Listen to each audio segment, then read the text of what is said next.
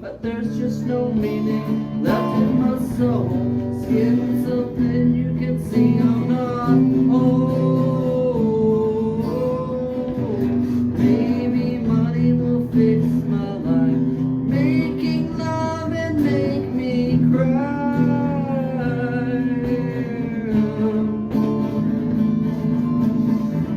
I love you more than you ever know. I hope you could love me too. What is love on a pale blue dot? Magic is done. No point. So love is what is not. Who cares for all that's not?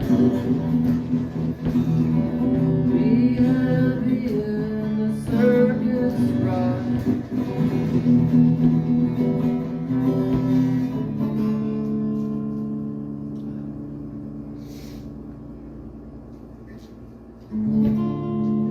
I heard they have a seal for real. I wrap my shame around my heart. It pulled so tight I fell apart. There's only so much that my will can't pull us through. I loved you more than you'll ever know.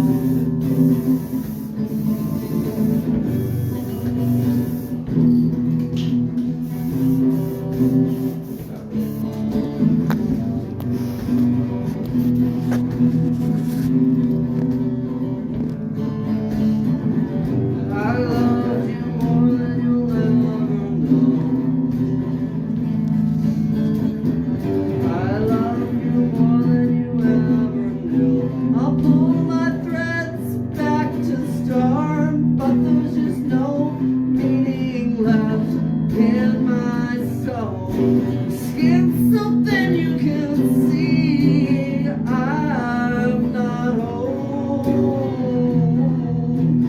Yeah.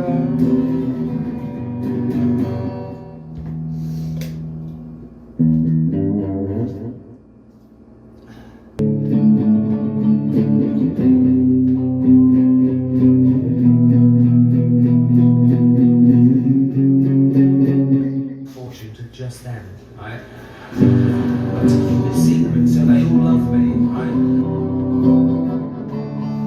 Side of me is such a part of you.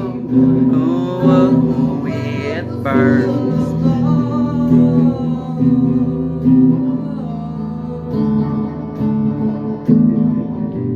Wanted to be the biggest fish in the sea. Fire spinning, wine drinking, fire pitting motherfucker. Just wait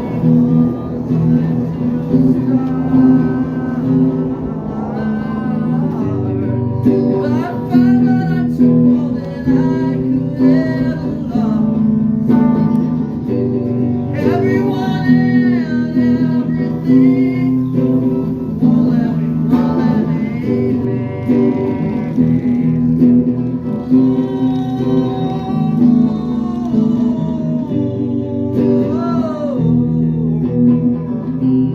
Oh.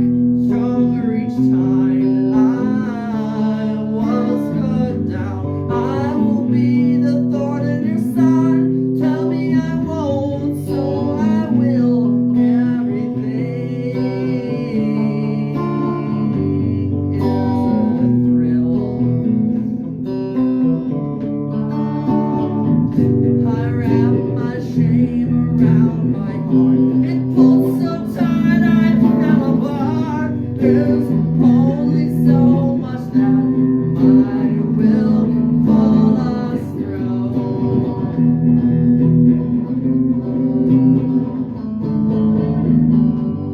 Now I'm a battle-ravaged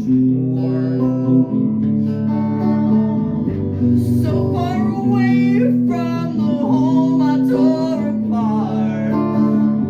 So now I'm tearing to you. I tear into you. Tearing to from the battle become a queen. Oh, I'm looking down at all, but all is not what it seems.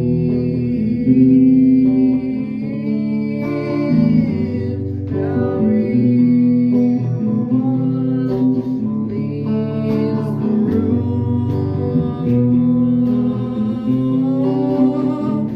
Everyone leaves the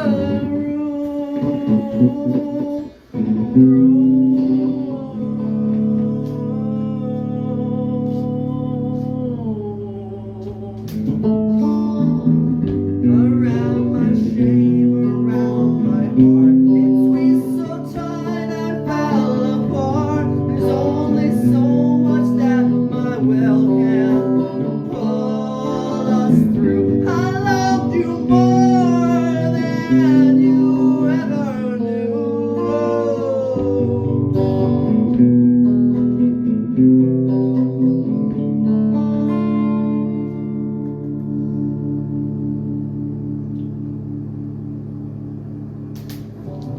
I thought I wanted praise. I thought I wanted love, love, love.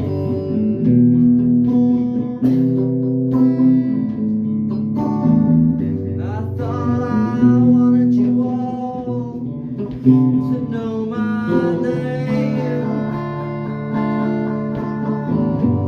Every time I try to love myself, I'm told I'm to blame. Now moving on down the road, because it's the best way to die. Tell myself there'll be a place with myself to fit in. Lucky ones don't even start. Around my shame, around my heart. It thrills so tight I fell apart. There's only so much that my will can pull us through. I loved you more than you ever knew. I'll pull the threads back to start, but there's just no soul and meaning left in my heart. Skin so thin you can see I'm not whole. Holy shit.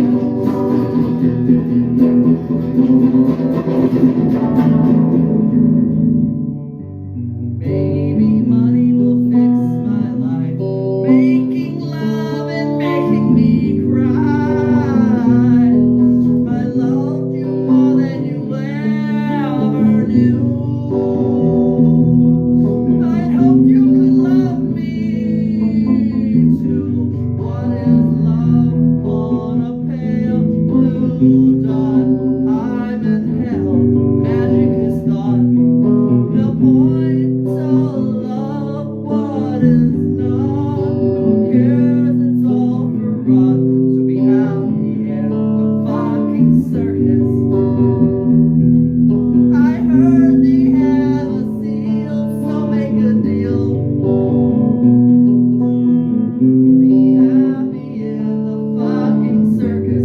Round my shame, around my heart. It squeezed so tight I fell apart.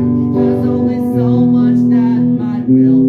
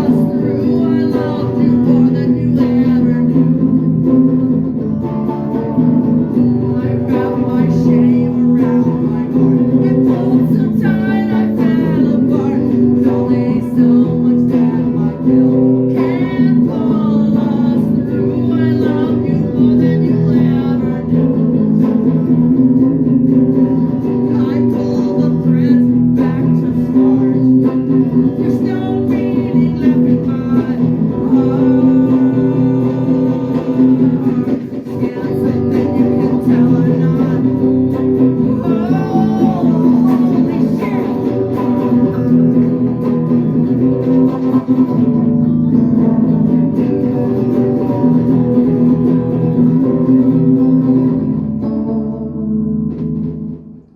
stole that rhythm from the great Jeff Makeup. It's not my fault that it's the only rhythm of my soul right now. I mean, maybe it is.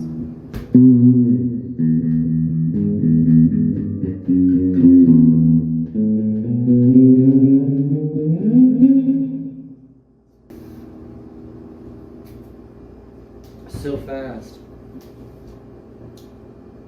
You think it's always about to begin, and then you're halfway over.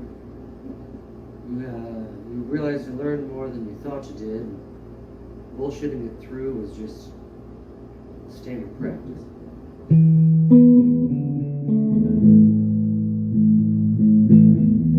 That means the little moments that you thought were practice moments were the real moments. What you thought was cheap was fucking beautiful.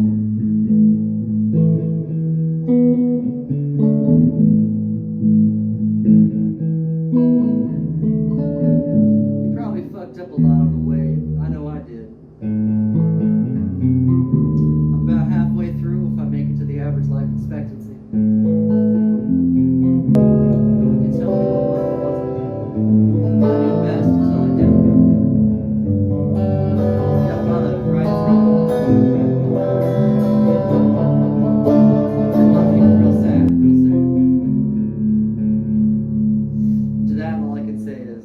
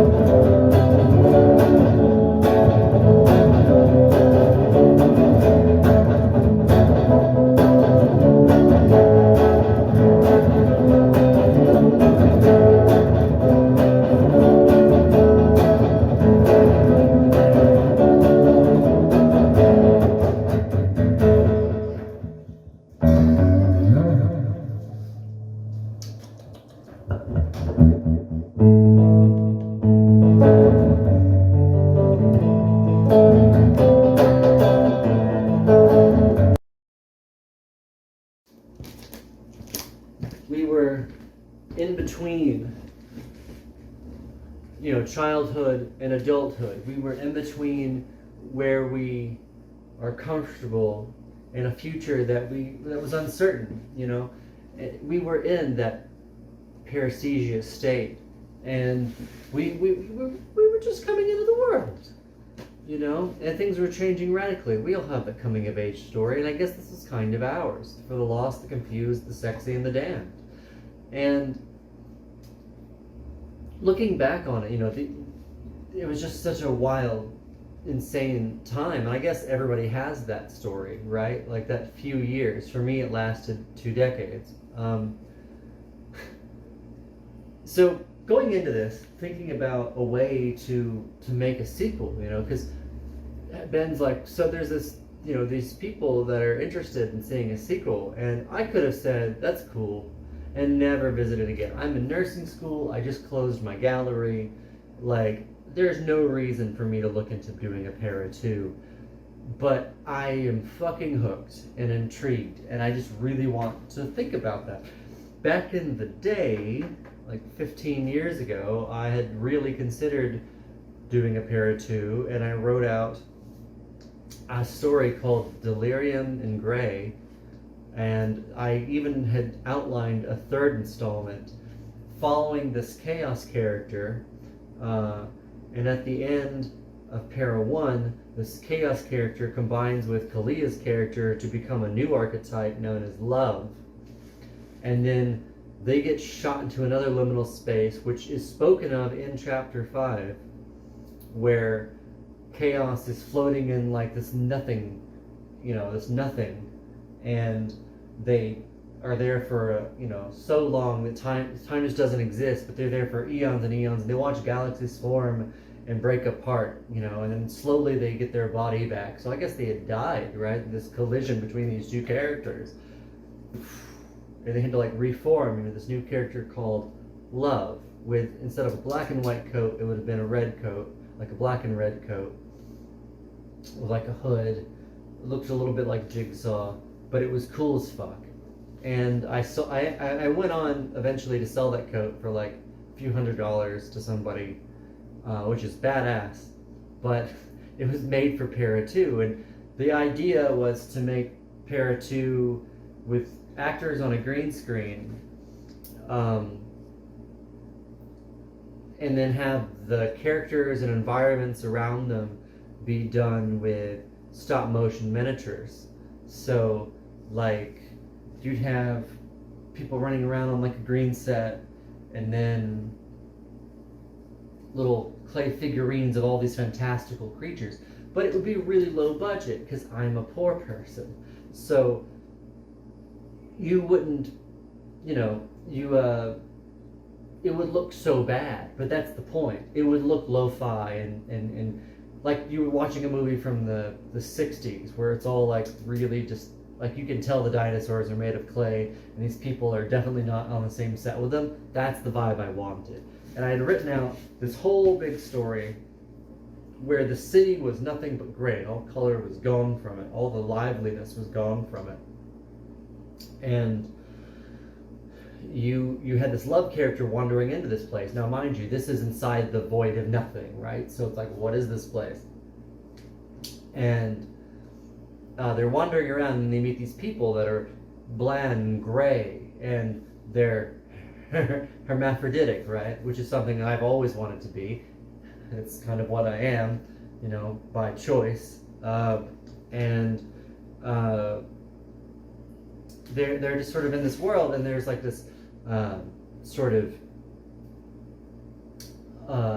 regime that's taking control of the city, and they have these sentinels that are six-winged seraphim, and they're mechanical with rib cages that close around the victim, right? And they have these long tails with hypodermic needles, and they chase after people, and they stab you with the needle, and it makes it to where you can't move, and they pull you into this rib cage, and it uses you as fuel until you're spent, and then they, So I had this whole screenplay written out where these, this Love character would meet up with this group of survivors, the resistance, and they would fight against these seraphim and work their way up to finding the main big bad, which was another version of this Chaos Love character, because they're all split off of this. I guess they're all part of this one character. This is the inside of this character, maybe. I don't know. And that, there was a scene where there was a giant underwater base, and there was an obelisk, and a giant fish with a big eye, which is a little inspired by Ribbon, because it deeply affected me as a kid when I played that game, and you had to call the whale up to the window. But imagine that being a giant eye, and it's just the underwater god, right? And then there was a stretchy-faced person that was like the leader of the resistance, and it just got really cool. But it became so fantastical, it would have been almost impossible for me to do. And I guess I just never found the time and the money to start. It's a massive undertaking, far more massive than Para 1 would have been, and it would have been such a departure from the way Para was done. And while I think that's an amazing, awesome story that I could definitely use elements from and recycle in the future, I don't feel like that's the true sequel. I don't feel like that would be a good sequel to Para. For one reason, it doesn't stand on its own, and a good sequel should always stand as its own movie without the original. Thank you, Mother. And I think that's true. This movie would start out at the end of another movie, and while that's done, I don't think it's done well. So yeah, I want to start fresh with a new sequel in mind. It's not so convoluted, but I want to keep that lo-fi vibe. I want VHS blue screens and runs. I want like an all digital kind of score like the first one. And I've got, we can do returning things like more burning umbrellas. That's a necessity. I feel like bringing Kalia back and Ben back and myself, I feel like that's a necessity.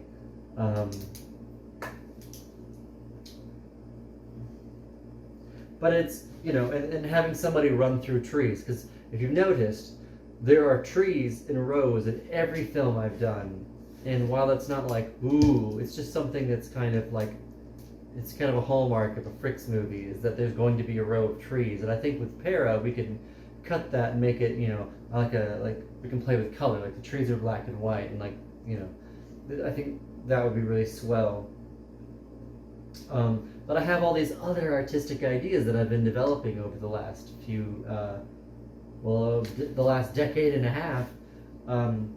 Like we could. I want to reference a lot of my artwork. So the person in a cape on the ground, in the broken house. I think that'd be really swell to work in. I think that the woman on the lake with the mirror judging her and her having a conversation with that mirror self, I think that is dead on for the kind of shit we would expect to see in Para. Stars on strings is another kind of hallmark of anything that I do. There's always stars on strings because it's representative of, it's sort of all bullshit. We make what we want out of what we have. That kind of translates into life is what you make it sort of thing. If you want stars, go out there and make them. The twins tied up and sewn together from one of my paintings. The trees of the damned, where people are trees. I think that would be fucking badass. There are little things like that I think would be really awesome in a Para movie. And I'm building it. I'm hoping to build it in the same way that I did the original, which is take all these different cool art concepts and try to string them together into some sort of story, which is generally a bad way to tell a story. But because that's the way Para was done, I think this is the right way to do it. It forces you to be creative. It forces you to try to fill in the gaps with little creative things. And while that might not be the best way, I think that it gives it its vibe. So I'm starting there. I don't know what kind of budget this will be. I don't know how long this will take. I would love to consider, having an animation element, maybe as a part of it, or as on a scene or something. I'm very excited about writing a score. I got to write the score for So Above and the last Para, so I'm really excited about doing something 15 years later in the same style and vein, and just seeing where it goes. As a part of my research and trying to get myself back into that mindset of being a 19-year-old or 20-year-old, fresh, living on their own and obsessed with rock and sex and parties and art, I decided to rewatch the first Para, and the YouTube version of it is really poor quality. So I thought maybe the DVD would be better because it hasn't been sitting on YouTube for 15 years. And I was shocked because not only did I have a working copy of Para 15 years later, but the making of was intact. I saw footage that I hadn't seen in so many years. It about made me cry.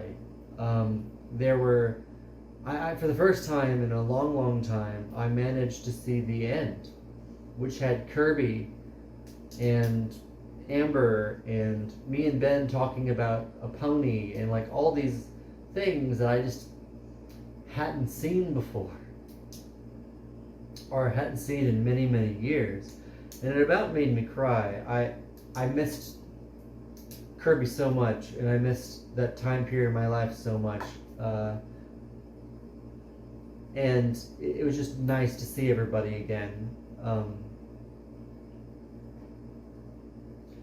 So I think I will. I'm trying to rip the DVD now, so I can take that with the menus and put it on YouTube because it's a much higher quality version. Even the menu systems.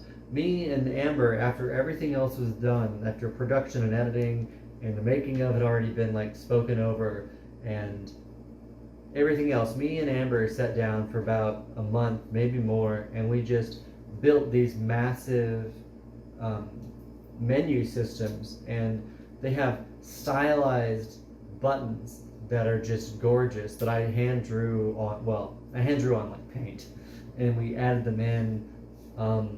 And the music there was like 3 different versions of Deep Blue, a song that took me probably over a decade to kind of fuck with and never really finish, but everybody's heard it, right? Because it's something I played all the time.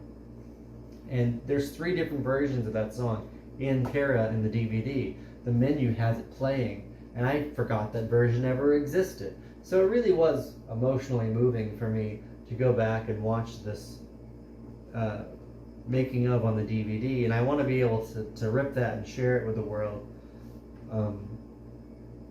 More the people that were in it, like people like Kalia and Ben, or perhaps Kirby if she'd ever want to watch it, and just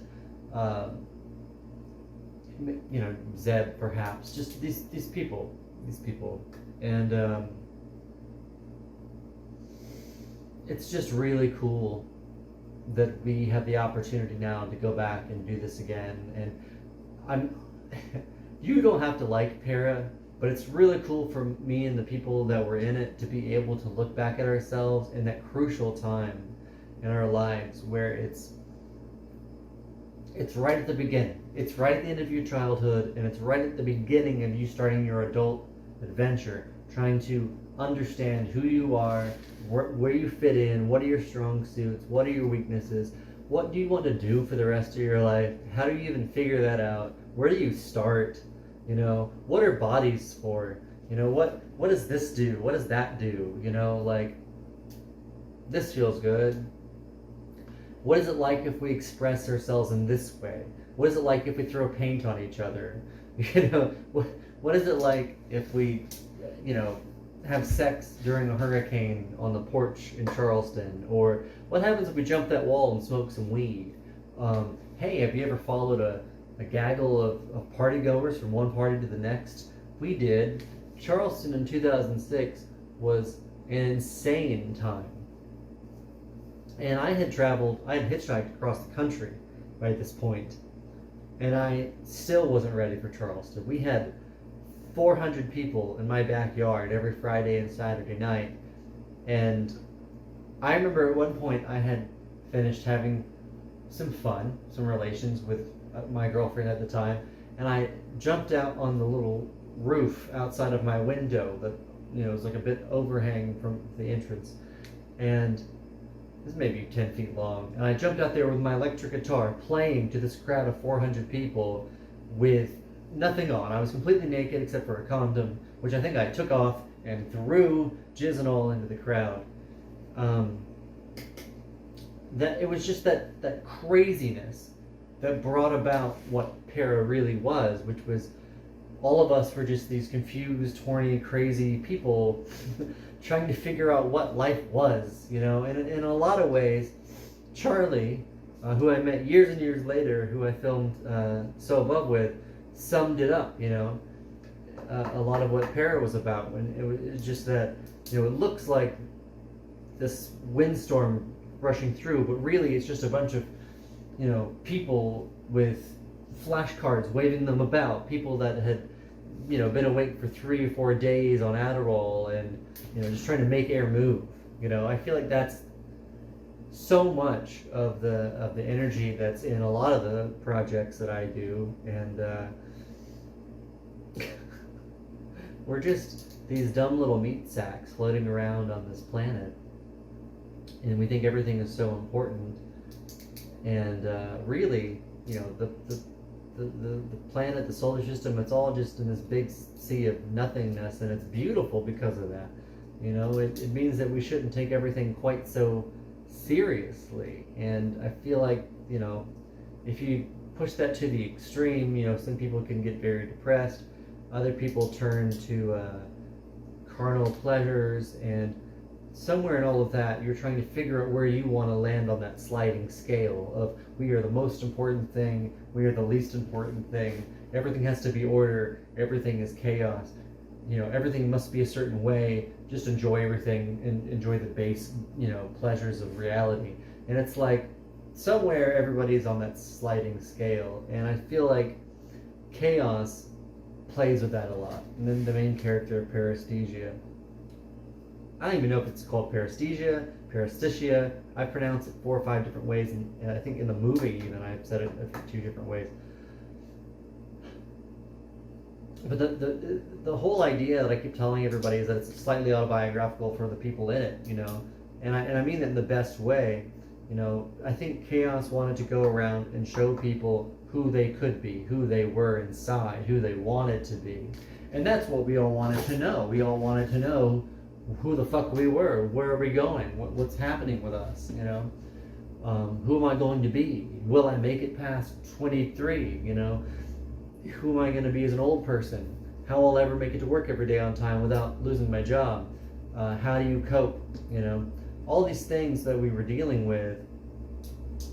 Do we want to be monogamous? Do we want to be polyamorous? Like, I think everybody in Charleston that I lived with was having relations with each other. Like, I feel like that's just a part of that age group and that college life, and then the kind of artsy people we were, you know. And I think there's a time for that. But I feel like Chaos looked at all these people and was like, this is who you could be. And in that regard, I kind of looked at it like the Wizard of Oz, you know, like Dorothy kind of collected these people as she went on her journey, and each character had sort of like, you know, to not be a static character, they have to learn something, they have to go through something, they have to change, they have to metamorphosize. And I feel like Chaos was collecting these people and giving them directions. You know, Kalia's character had a white dress on. It was very much like the symbolic innocence, right? And then she gets corrupted and becomes this sort of gothic, lusty, you know, temptress, gun-toting badass. And I feel like that's who I saw Kalia as already. And I feel like they are opposites of each other, at least at the time I did. And that was her transition, you know. Chris's character was bound to, like, you know, the teachings of the Bible and the strict order, and I guess kind of being a bit of a conservative. And his journey took him to being more liberal and being open and just free. And mind you, this is in the mind of a 19-year-old. But that's the basic, you know, set of it, is that Chaos collected people on his journey and sort of gave them this chain of events that led them to find themselves. That was the working theory behind how this movie was supposed to go together. And it was a simple archetype. You could add characters that, you could take them away, and that set, you know, line of thinking could continue. So it was easy for me to do over a few years. So how does one make a sequel to something like that? The easiest thing would be to just do it again.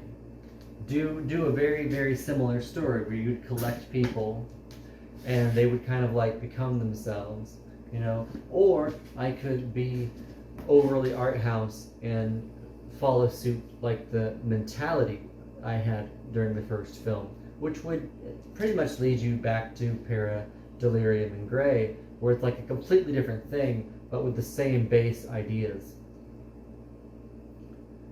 I think people would be happy if I just threw together a bunch of weird scenes into a loose story and threw it out there with new music, because that's essentially what I think most people see Para as anyway. They see it as kind of like this weird art thing. I don't think a lot of people see the story in it, and that's fine, but for me it has to make sense. We know I'm going to do a making of.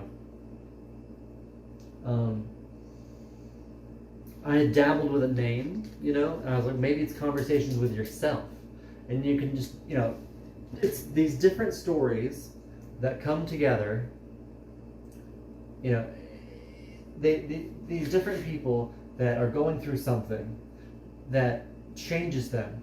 And in that change, that brings them together. And then the person who's set upon that change gets overtaken by it, right? So chaos sets all these people in motion, then they all change, and they come together in that, and then it kind of fucks up chaos, and he runs running, and that's when chapter 5 happens.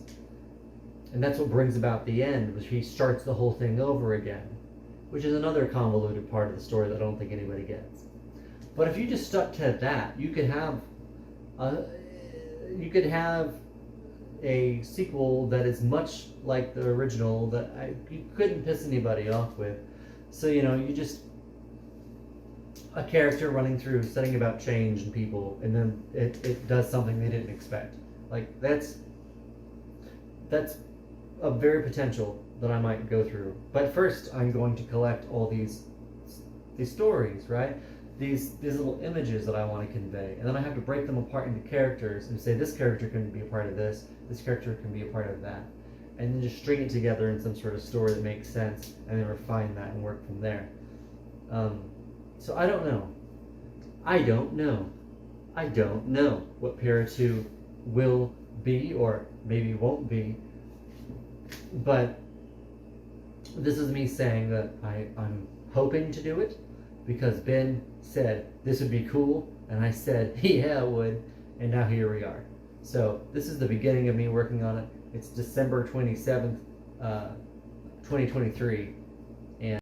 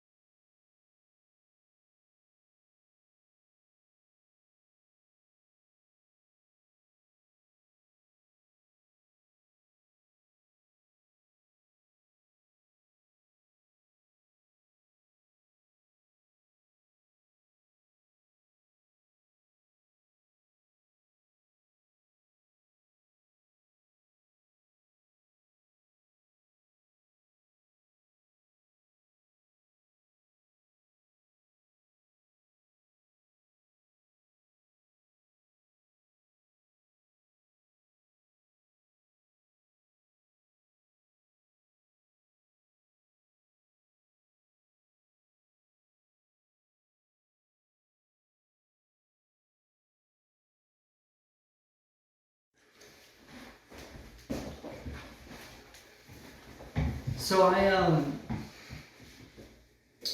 turned 35 this year, and you know, I'm torn on so many levels, because on one hand I really want to buckle down and just work my ass off in my creative mediums. I've been a painter, a welder, a sculptor, a musician, a filmmaker, but I feel like I've really pushed painting to the limits, and I love painting, but I want to be able to express the stories and things in my head in ways that paintings have difficulty doing. And I thought animation would be really cool because it sort of combines like what I would normally do painting wise, but also with drama and motion, and you can have dialogue and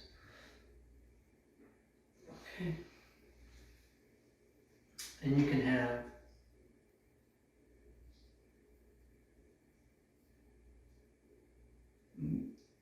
have music, and I love to write music. So I think pursuing this is sort of a double-edged sword for me, because on one hand, it would allow me to finally tell the stories I want to tell, and I get to utilize all these skills between drawing and sort of painting, and my love for drama, and also my love for composing score. So I'm like, this could be all those things. And the downside is I'm turning 35 this year, and that's still young, but it's at the end of young. And I want to be able to live my life, and I've devoted so much of my life to my creative pursuits that I've been a broke artist pretty much all of it. And I wouldn't trade that, but I do want to do things before I'm not able. I would love to go on a cruise, and I want to travel to Europe. I want to see the pyramids if I could go there. I want to go to concerts that I want to, like, concerts of people who I really want to see, not just like the local ones, which are great, but I want to see the Dresden Dolls, I want to see Modest Mouse, I want to see the Killers, I want to see Dave Matthews, I want to see all these really amazing musicians that I've looked up to my whole life. Regina Spektor.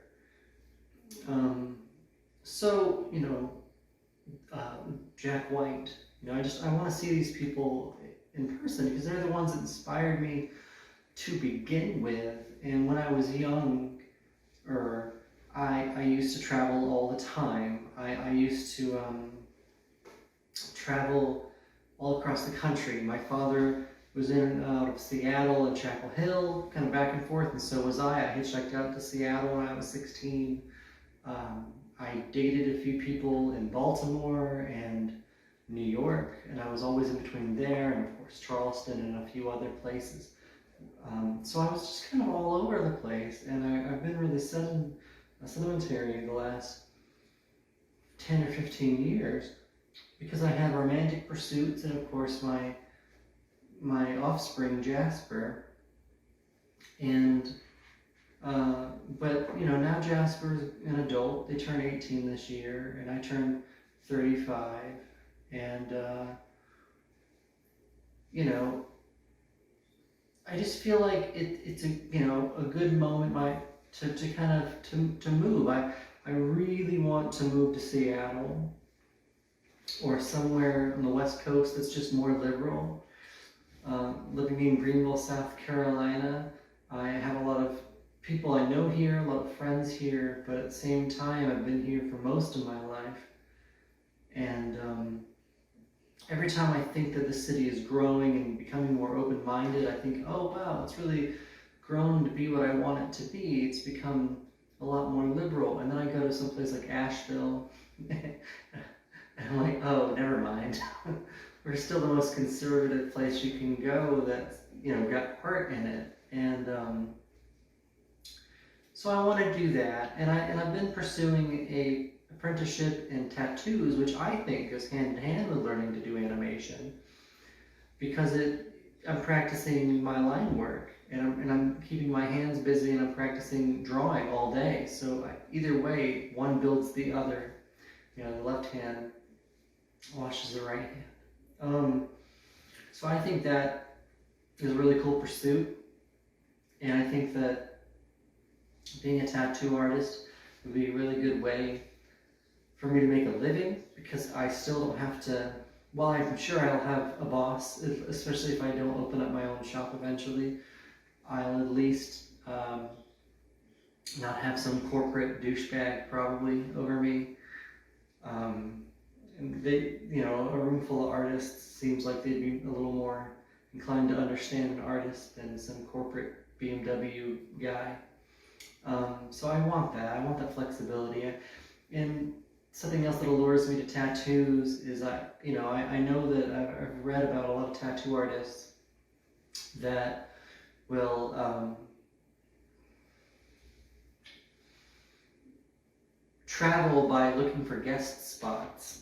So, you know, they'll have a guest booth in a different city, and they'll travel there, and they'll stay there for a week or a month or however long as a guest artist, and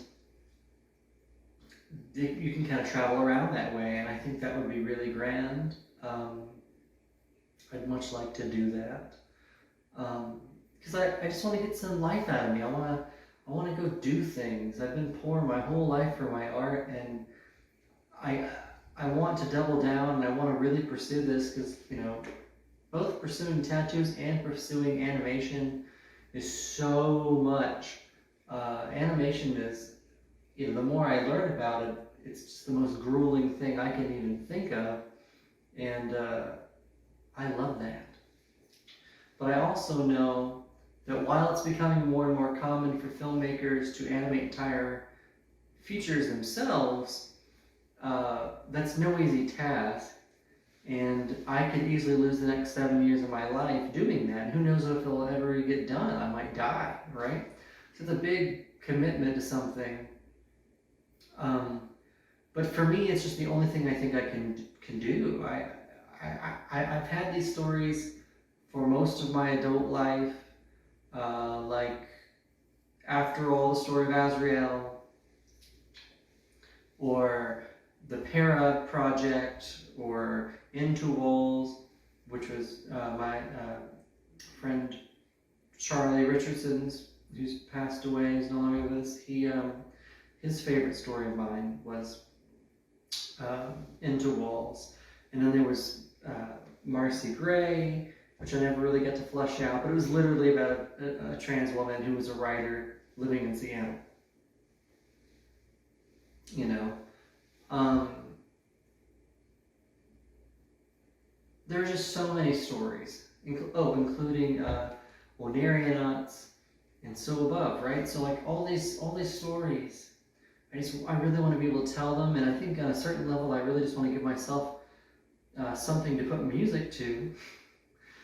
And growing up, my very first love was acting, and I feel like in a lot of ways I missed the mark when I was growing up. I feel like if I had gone to school, maybe I could have been a really amazing like actor or actress, and maybe I could have been an even better painter, and maybe be doing something a little different with my life. But I think that this is a really cool opportunity to be able to act through these characters. You know, a lot of people I've been listening to speak of animation as acting behind a puppet. I think that's a really beautiful way to look at it. And as I get older in age, I think that is a beautiful thing. And I'm just afraid of it sucking out the last 10 years of my youth. But if I balance it well, I think I'll be okay. I just want to tell a good story. And I think for me, the process has become everything, you know. There was definitely a time where it was go, go, go, have to get it all done, have to build it. But I'm not really worried about building it anymore. I don't even care if people see it. I think I just want to be able to make stuff now.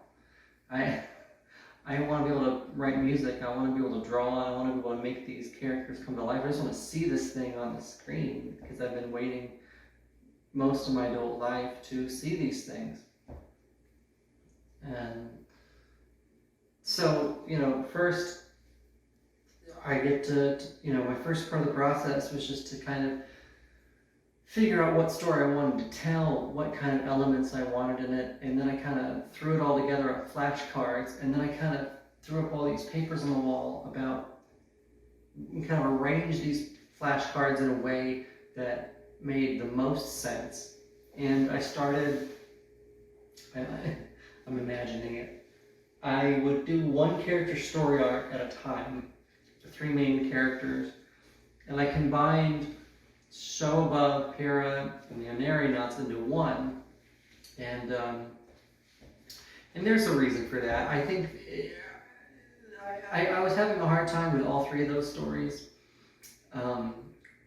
They weren't really making me insanely happy with like the sequels. Like the sequel to Para was really cool, but I wrote it when I was 20. I felt like I could have done better. And instead of trying to rewrite it and rehash it, I thought it would be better to use elements and just put it into a bigger story. Onarionauts has been rewritten so many times over the last 4 years, I felt like it wasn't ever going to be what I wanted it to be, because it was always written to be what we needed it at the time. Like it was a circus play, and then maybe it was a book, which would have been a really cool option. Maybe that's still an option to come out with later. And then there was So Above that, really, Charlie wrote the base of, and then I was kind of like, I got to help finish out and flush out that story, as well as score it, make the props, and help produce it. Me and Sasha produced it. But I wrote a few scenes in that, and I really got to like add to it and make it sort of our story. So I didn't feel right writing a sequel to that, because I wasn't the one that wrote the base of it. But I do feel like I could write a story that ties all that together. And then I had this vampire story that was really sort of supposed to initially be autobiographical. It was supposed to be about someone who has a very long life and all the different people they've been. And they've had some tragedies and hardships along the way and how that's affected them. And about self-reflection, and they talk to like ghosts and dead relatives, and they're like wisps that guide them on into destiny. They're not really sure what that is, if they're going anyway.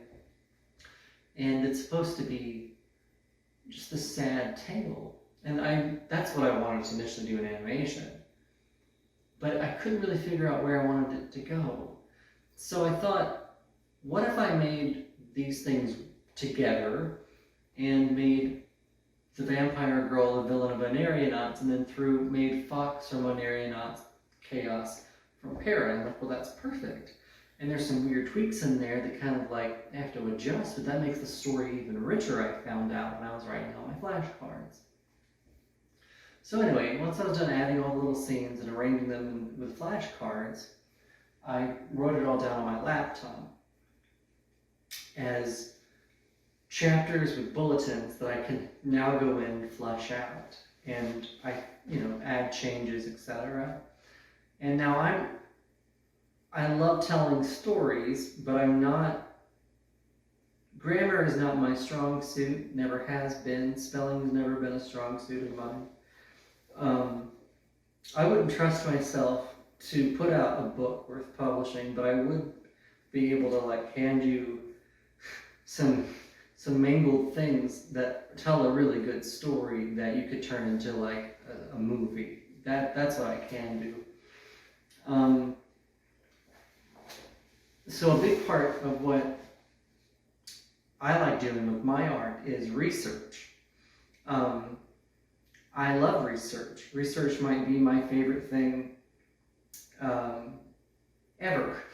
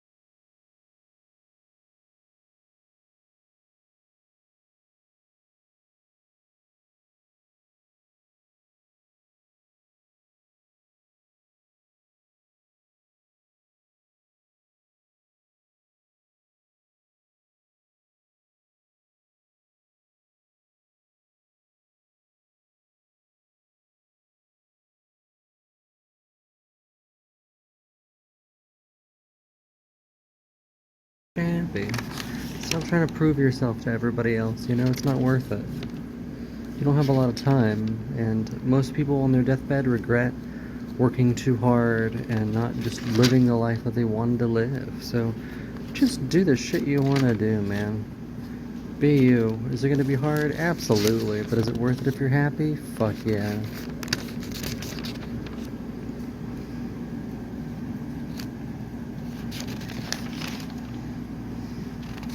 Look out for number one. Kind to people.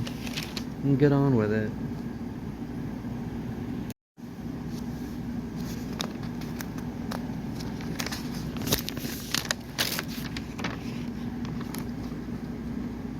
That was Amy Stone.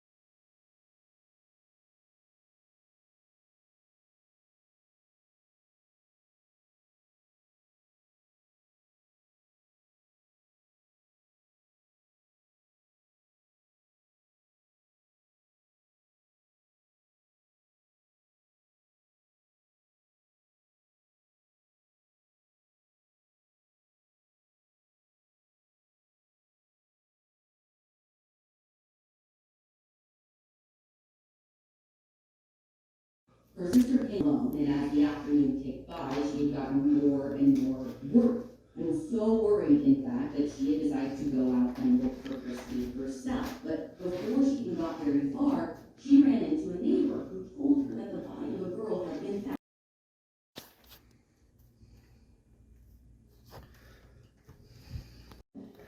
I'm just going through and repainting this room. I had a really shitty roommate who called me a bitch and called me a Karen, and he just stomped around the whole house. If we were watching a movie with my kid, he would, stomp on the floor to get us to be quiet, even though we weren't being loud. He would leave the water running on purpose to run up the bill. He would run the heaters all night, even if he weren't here, and open windows to run up the heat bill. He was just a horrible, horrible roommate. Probably the worst I've ever had. And I've had a lot of shitty roommates in the last 2 years. Ones that would tell me they were going to pay me and then skip out and owe me like $900. I've had roommates that would some sort of animation. I have a new film project I want to work on. I'm just happy to have my whole house to myself again. If I want to walk around naked or masturbate on the couch, I fucking can. And that matters a lot to me.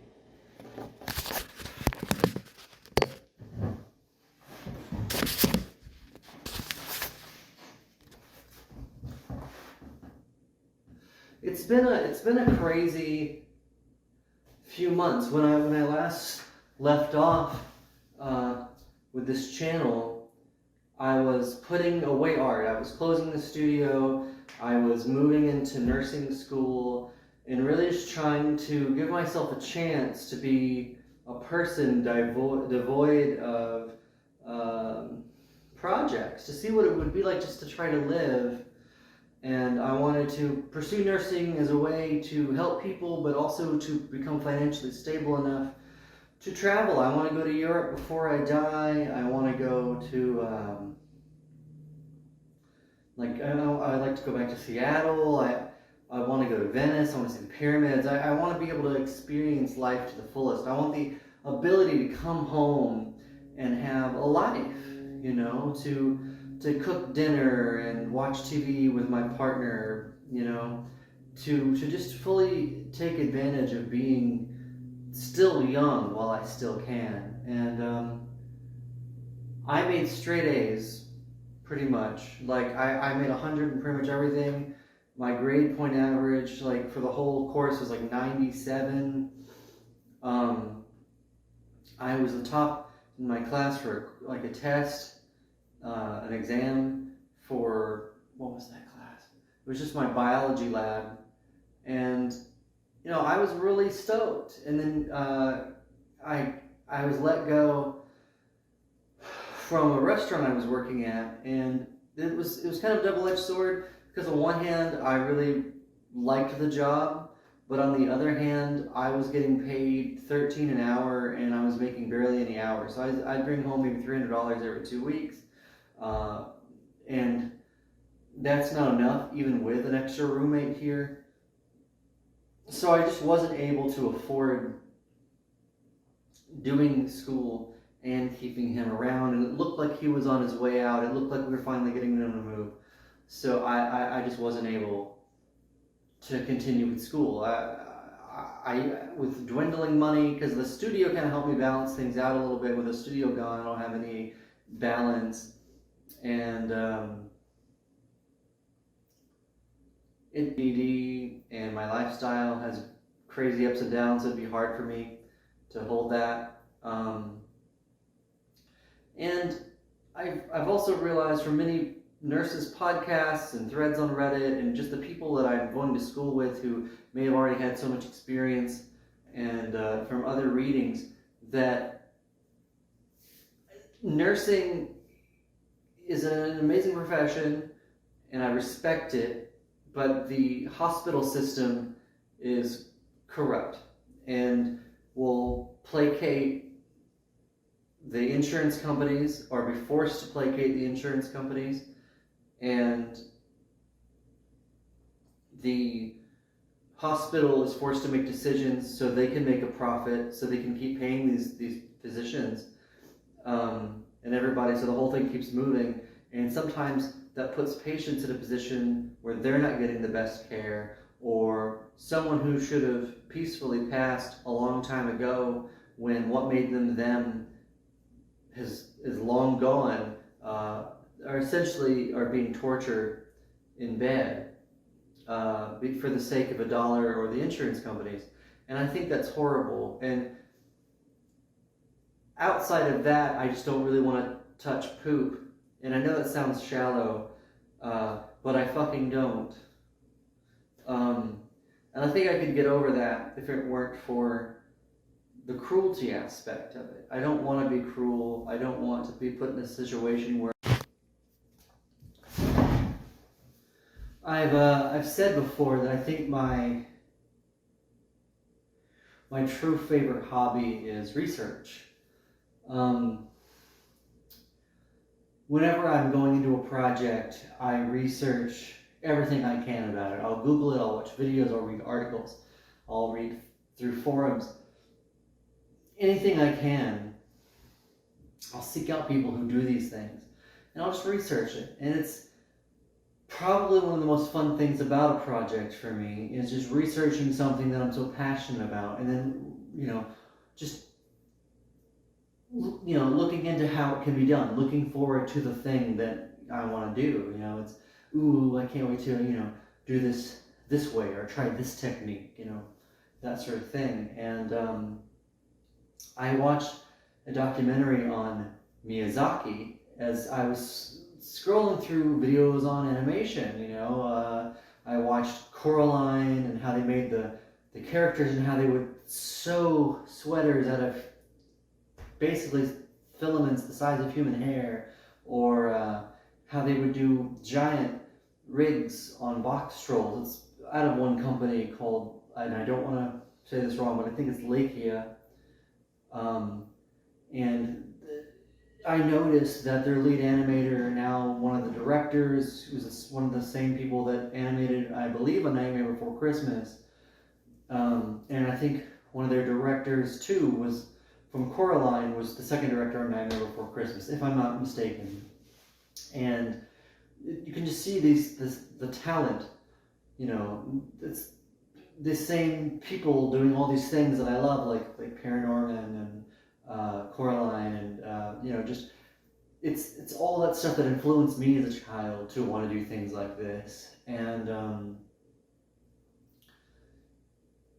just the way they would build the armatures. And I'm trying to learn about this now because I don't want to do clay. If I approach this project, I don't want it to be with clay. I want it to be with the best, right? And so it looks more artsy and realistic, and it's less blumpy. And the current techniques that I've seen are you make it out of a polymer clay and you mold that and you cast that into a type of foam, and also there's resin elements, and I believe that's probably for the eyes or maybe the face. It's hard to find information online about it, and maybe it's because it's very varied, or maybe it's because it's one of the secrets of their trade. I don't, or maybe I haven't dug deep enough. But it's interesting to me, and that's what scares me the most right now is their faces. For Coraline, they'd have masks that they would switch out, smile to a slightly different smile to, like the transition between that and a frown. And they would assign, each, face a vowel, and that's fascinating to me. But that's intimidating because that means I'd have to make either a lot of masks or a lot of heads. Masks means a lot of precision. Heads means a lot of work and also precision. So that's what I'm scared about. And a lot of my other stop motion animation projects that I did when I was a child, I didn't have to do any of that because I wasn't that advanced. I was a child. It was more about making them fight and making the scenery, right?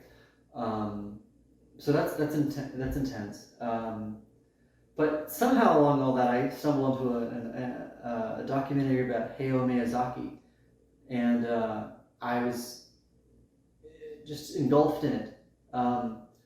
And I found myself relating to him in some ways, and then realizing that he'd probably hate me in a lot of other ways. But one of the ways that I found fascinating that we might identify with, be on the same page, is that he is a workaholic. And I think the documentary was called something like the life of a hard-working tyrant, or something like that. And he was, and I relate to that. Or he is, I should say. He gave himself up to his work and his career. He neglected his children. He told his wife, or asked his wife, to stop her career so he could pursue his. He was never home, so they felt neglected, like they didn't know him. His kid was talking about how they only knew him through his work. And I feel like I relate to that because I myself too am a workaholic when it comes to things that I am passionate about. And I too have put my relationships at a distance. I've strained my relationships with family, with loved ones, with my kid, and I hate that. But it's what happens when you get obsessed with your work, and I think he resents that too on a level. And he talks about that. He's always pursuing something that he can't obtain, or longing for a time that's gone by, and his characters are not necessarily broken, but they are more complex than this is good and this is evil, which is what I think hit me the most, is that he understands that there's no real such thing as good or evil. There's no such thing as should do's. He understands that we are all good and we're all bad and we all make mistakes, and it's not as simple as yes or no and black and white. It's complex, and I think he spoke on this with the way we treat nature and the way that we approach industrialization and how that's changing the way we live, and how those problems are more complex than things that we had to face in the past. And I just found him incredibly relatable. And on one hand, I would love, to use that as an affirmation for me to go forth and create like him. I want to learn to do what he does. What his films are beautiful. But at the same time, I see the end of that path being a lonely one, where his wife and his children are strangers, and he can't take that with him. That prestige. It's when he dies, it's gone, and he's at rest, and he's done a lot of good work, and maybe that's what he gets from it. I know that I am most happy when I am working like that, and I feel necessary, and I feel like I'm helping and doing what I love. So maybe he is compulsed, maybe he has to. He's driven to do it. Maybe it's not about what happens after for him. So that's interesting. But the film project that I'm working on, that I'm still very much writing, is, so my friend Ben, who helped me make the first para, approached me saying that many people would be interested in a sequel, and I was interested in picking that up because I think it'd be a cool project. And I started throwing around ideas, and my first instinct was to kind of retell and retread the first one, where we would kind of share some of the same major imagery and just kind of make it all come together with similar aesthetics. Something that'd be kind of quick. And then I started thinking about the original sequel that I had written for Para 2, which was Delirium or Delusions in Gray, and it was meant to be live actors on a green screen with animated backgrounds and characters interacting with these people. And I wanted that to look shitty and poor because I figured it would come out that way anyway, but we could lean into it, make it a style choice, and make it something where we'd add grain and blue screens and make it lo-fi, and that would kind of lend itself to the music that we typically do for these projects.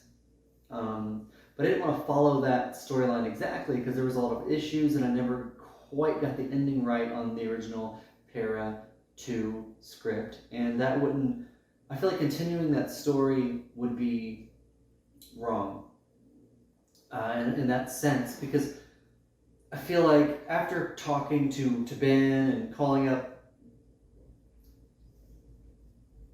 Kalia Von Graves about coming back for a sequel, Kalia responded with, I don't have time even if I wanted to, which was a nice way of saying, fuck that. And that's okay.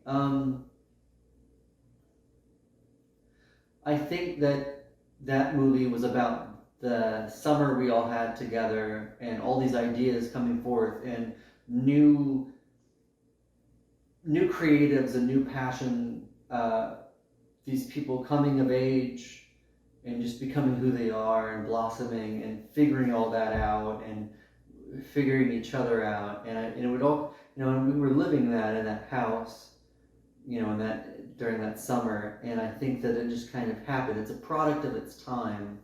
And I don't think that picking up that corpse and breathing life into it would do it justice. I don't think it would do myself justice as an artist to revisit that, because I think it would be in a way very sad.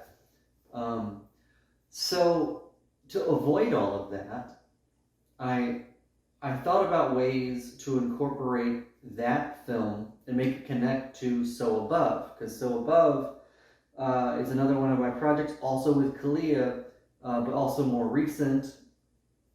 And I remember in the past having brainstormed ideas that connected the two. And I'm like, okay, so maybe I can do a third project that ties it all together. So I'm not making a direct sequel to Para, but something that would spiritually be a successor that connects to the same universe. So you could call it a trilogy, you could call it a series, but it would only be loosely connected, so I don't have to pick up those story threads, maybe not those characters. And I started thinking about the other projects I had written, like Into Walls, which was the late Charlie Richardson's favorite story of mine. That's another thing. My friend Charlie passed, and he was the director on So Above. So I want to honor him as well in this. And so with, Into Walls, and then you had Marcy Gray, which was never fleshed out. The Onarionauts, which was about dreamwalkers and sort of the astral plane and the nightscape. And then there was this newer story about a lonely vampire. And that film was the thing I was working on recently. And I wanted to tell a story of someone who had lived so many eons and had all these different lovers, and they've changed so much themselves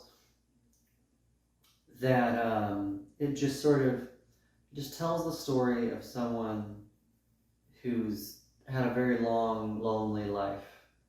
They've been a conqueror. They've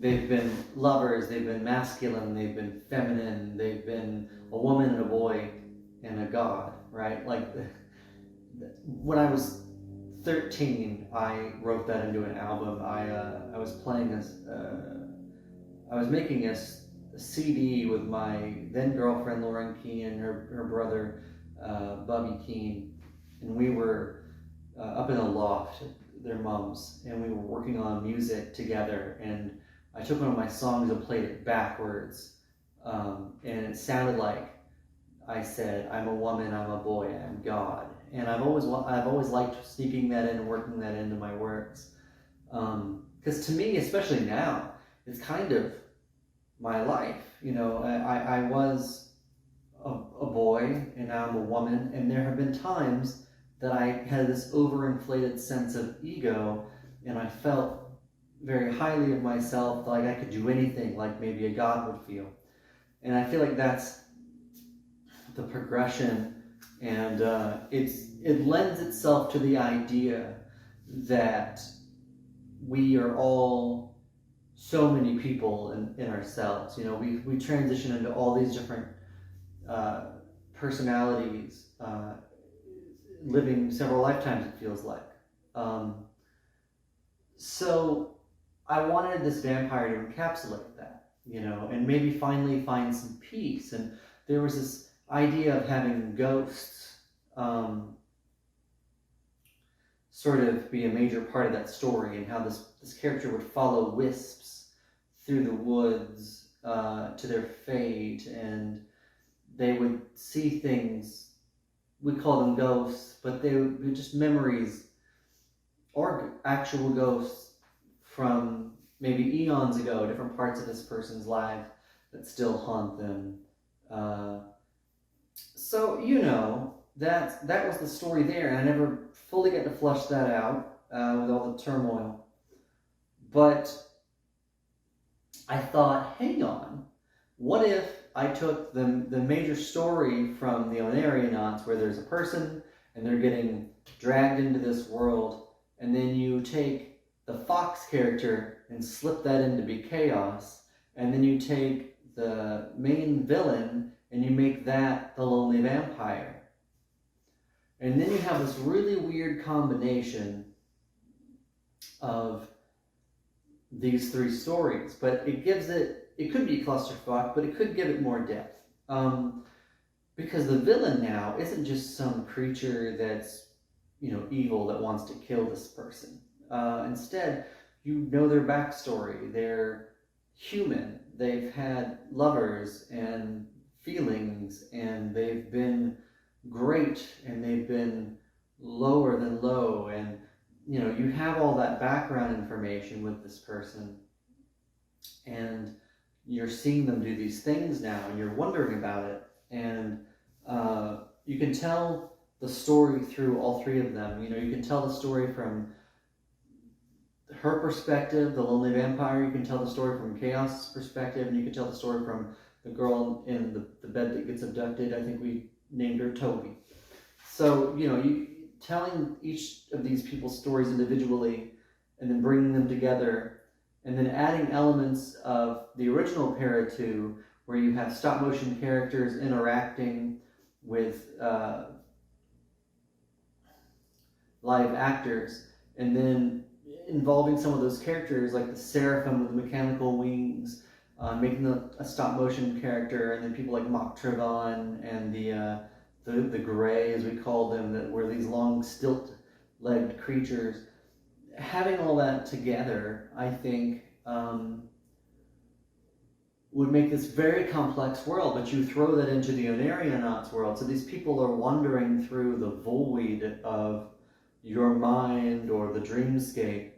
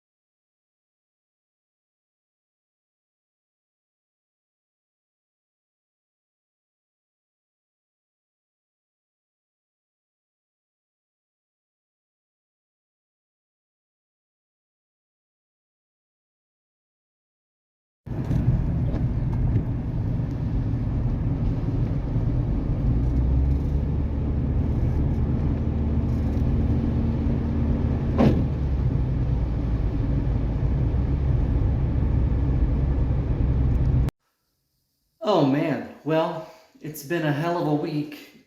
I haven't been able to find a decent job. I started working at a local pizza place, and it's been pretty much the worst experience of my life. I'm working around a bunch of 15 to 21-year-olds that are literally doing what I was doing when I was their age. And I'm just like, it's just awkward, and the pay is shit, but I don't have a lot of other options.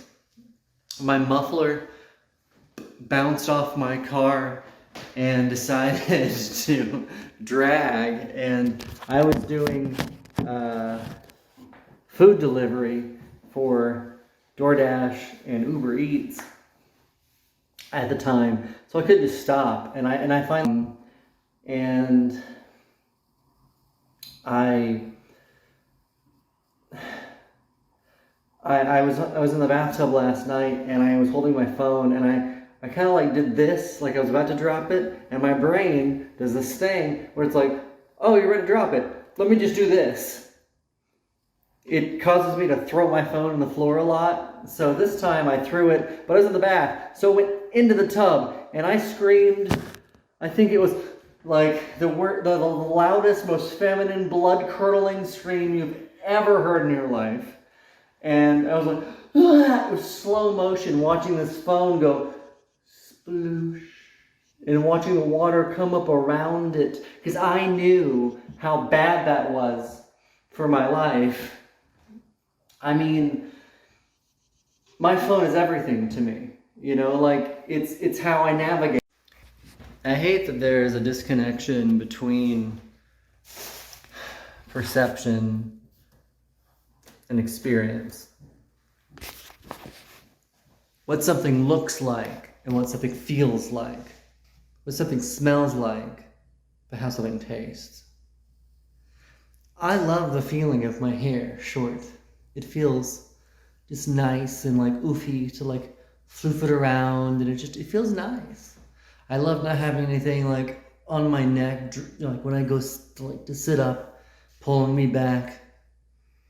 But I think I look horrible with short hair. I think I look best with long blonde hair.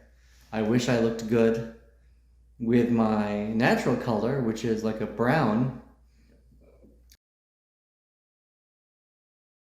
Feel good don't look good. A lot of things that smell good don't taste good. A lot of things that taste good don't smell good, like eggs.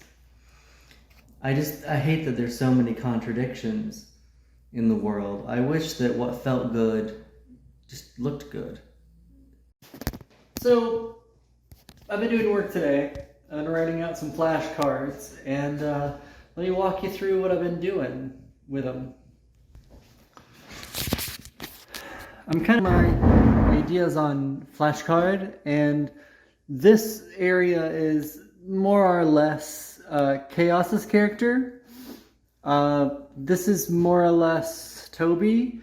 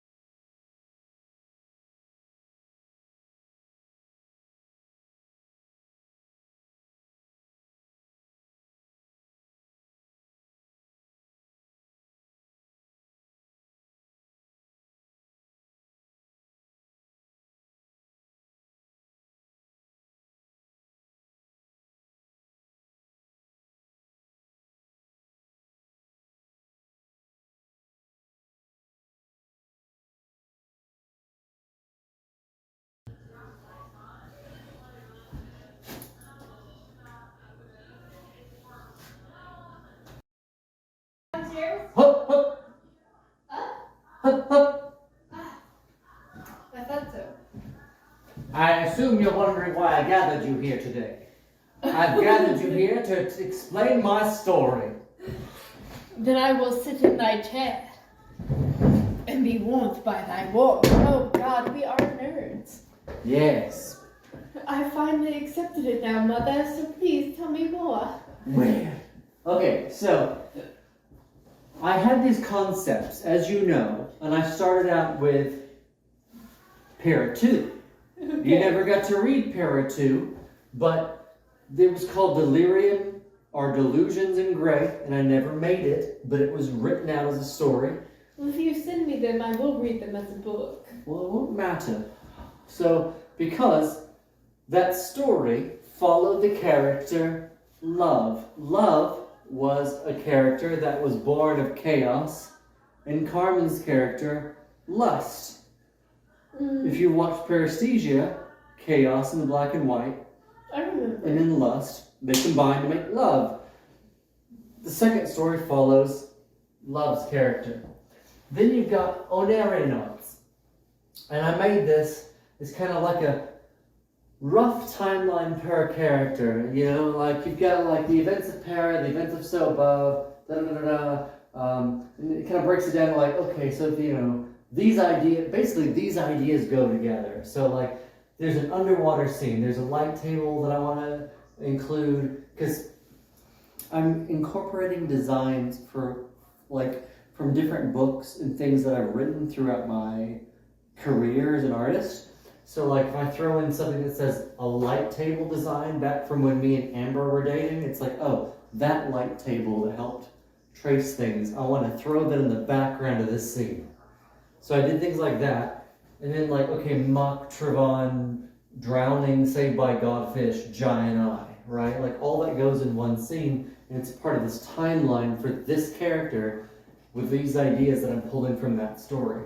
Then you've got the Onarionauts. You have two characters in Aeronauts that are, or three characters that matter. You've got Fox, Toby, which is this girl, and then the night creature, right? But if you make this character into the Fox character, you're starting to combine the story. And then you've got all of this, which is the vampire's story.